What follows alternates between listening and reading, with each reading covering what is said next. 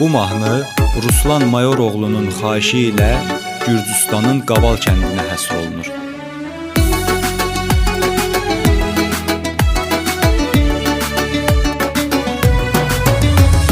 Qabal elə bir yer, elə ünvan, elə bir ocaqdır. Oğulları yiğitdir, qəhrəmandır və qocaqdır.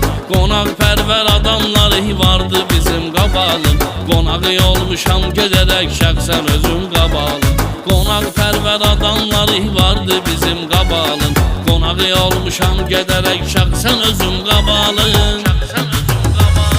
Qabalın igid oğulları görməyə dərd oğulları çoxdur Qabal kəndimizin. Qeyrətli mərd oğulları maşallah hörmətlidirlər, namuslu qeyrətlidirlər, bir-birinə arxadaya dosta sədaqətlidirlər. Qabalın igid oğulları görməyə dərd oğulları çoxdur Qabal kəndimizin. Qeyrətli mərd oğulları maşallah hörmətlidirlər, namuslu qeyrətlidirlər, bir-birinə arxadaya dosta sədaqətlidirlər.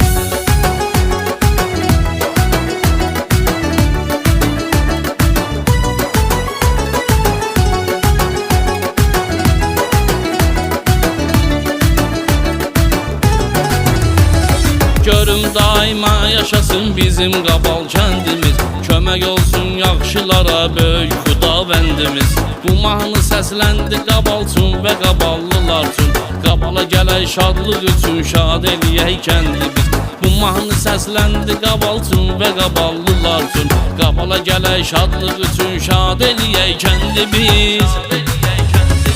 Qabalın igid oğulları görməyə dərd oğulları çoxdur Qabal kəndimizin. Qeyrətli mərd oğulları maşallah hörmətlidirlər.